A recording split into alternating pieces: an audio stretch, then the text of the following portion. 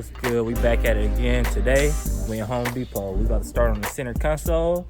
Let me tune y'all in. All right, y'all, so this is basically all the wood we needed. We got this plywood. We got some of the small 1x1s right there. And we got some cardboard. With that being said, we about to get back to the garage, make it happen, start stenciling this thing out, get some designs put together, and we're gonna update y'all on how that's looking. So let's get it. Man, what you up to right now? So we doing the fabrication for the center console now. Real quick, we are using a piece of cardboard from Home Depot. And what I'm gonna do is I'm gonna take that cardboard, I'm gonna measure out how long we want it from the dash to the back. I'm gonna cut that out. Dan, go over to the other side. Let me show them real quick. I don't think I showed them the dash either. Oh, well, go ahead, spin him in with the dash real quick. Let me show you what that dash looking like. Also, I'm gonna update y'all later on, but we got the dash in there, and we got a little push to start action going on. Waiting for my boy to finish up with the console so we can actually integrate that into the center console. Yeah. So back to the center console itself. You see this groove here? So we're no longer going to be using this old glove department. So our new console is going to be coming from down from here. So I have to get this shape, and it's going to come across from here, and just I'll probably break it off here, make it panel down with a nice little swoop, come across, come back up for the arm rest, where we're going to rest your arm here, take it all the way back and drop down. And I'm going to show you guys that in small, simple steps with just one piece of cardboard. And then we'll trace out that stencil. We'll take that cardboard, put it on a piece of plywood, and that should fit perfect. It should. All right, so that's how the stencil looking so far. Hey guys. No, yeah, so far we got our cardboard. Like I said, I cut it down to size. You didn't need the little flappy pieces. So you have to work on one shape at a time. So right now I have my shape to fit that there. Yeah, fit flush up against so there. it's gonna sit so it sits flush up against there. Now we're gonna work our way to cutting this height, as they can show them this height, cutting this height down the sides, because of course ain't nobody gonna walk around with their arms sitting like this unless you're a player like my boy did. Avery just pulled the light off the back, y'all. What you do? Who did that? He trying to help. You gonna put it back? Okay, go ahead, put it back.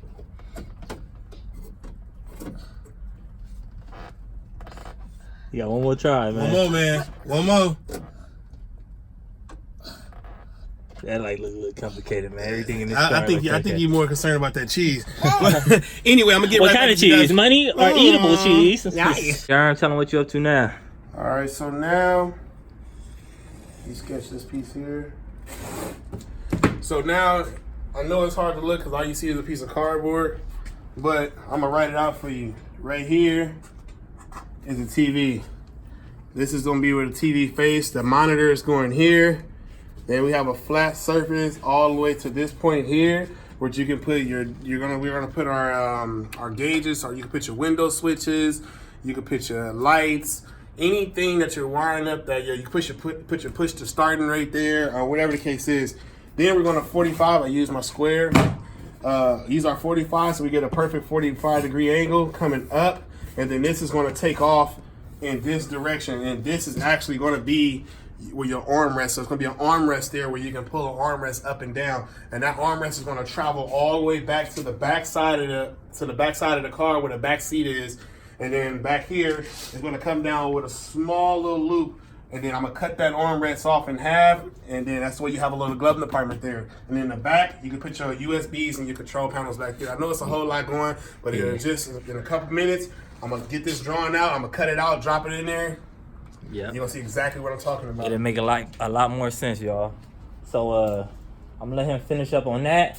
When he actually done fabricating everything for the center console, I'm gonna go ahead and tune y'all in on how I wired up the push to start and how I made it work and how we gonna sit in the center console. So yeah, let's get to it. All right, y'all. So this is how that stencil pretty much came out from the cardboard for the center console. Hopefully y'all can kind of see a vision with it. It lines up with the old glove box, swoops back up for an armrest, and curves in the back. How you think it's looking? It's looking beautiful, man. This came out, it was super easy, honest to God truth. I'm gonna explain it to you now. As you can see, we got our angle for our glove department box that we're no longer gonna be using. This angle here, imagine with me. I need you to go with me and imagine. This angle here, remember this is two-sided, so it's gonna be this same exact copy as this side on this side. So it's gonna be a box. TV screen here. It's gonna come down with a smooth digital components, cup holders, come up, swoop up, new armrests. These armrests is coming off of these Range Rover seats. They're gonna be flush. This is gonna be a glove compartment area. Coming back to the back here, couple cup holders for our people in the back. And then you see how we got this nice swoop right down to the finish where that angle is back here. And this component of the back side of this, we'll put a couple chargers in there and, you know, all the little fancy electronics and stuff like that. And yeah, you just take this molding here and you transfer this onto the piece of plywood. Come on out here, Dad. So, quick. This is how we're gonna take this. We're gonna put that molding just like that there. And trace that guy out on your plywood. Now you have this exact same molding in wood. But what I like to do to make sure we get two exactly perfect sides is I split my plywood right down the middle, put those two plywoods together, screw them together before you make this cut. That's the way when you make that one cut, both sides are gonna be even. It doesn't matter because both sides are gonna just be wood. You're gonna use one for your left, one for your right. In between, you're gonna put your 1x1 piece of plywood, which we do have over here. You put these 1x1s. You just cut these in small strips with the width of your console piece here. Screw those in, and then you start all the inside fabrications. But pretty much, ladies and gentlemen, that's gonna be the end of me showing you guys what we have going on for the center console for today. It's getting late, and yeah. Yes, sir. I'm waiting for my boy Big Germ to get back. He gonna finish showing y'all how he's doing the center console and how he's fabricating that. What I'm gonna do in the meantime is show y'all how I'm running the wires for the push to start. Mind you, this push to start is probably not designed for a car of this year. This is a 1966 Cadillac Fleetwood, if you was wondering. But I made it work anyway. It's pretty simple. The push to start button was like $15 or $20.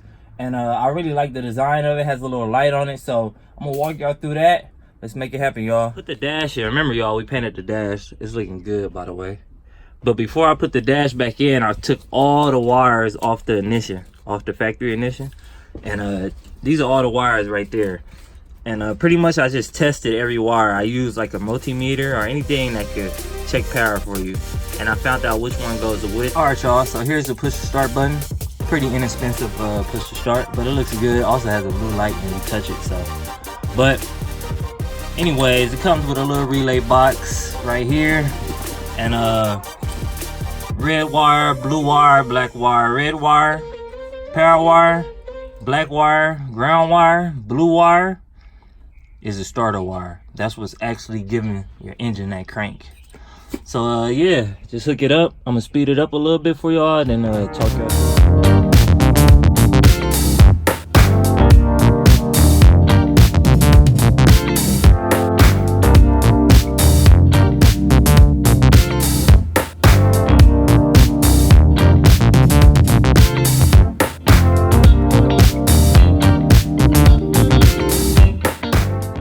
Alright, y'all, I'm gonna need y'all to try and follow along. Kill switch is hooked up right. Push the start button is hooked up. Everything's working. First, I'm gonna show y'all how it works, and then I'm gonna kind of try to break it down on how I made it work. So, bam. Kill switch, right? This turns on the accessory lights. Radio, the lights. You see those gauges right there? Bam. Okay. So that's just like you turning your key halfway on. Now, the push to start. Gotta give it a little gas, you know, it's an old car. Starts right up.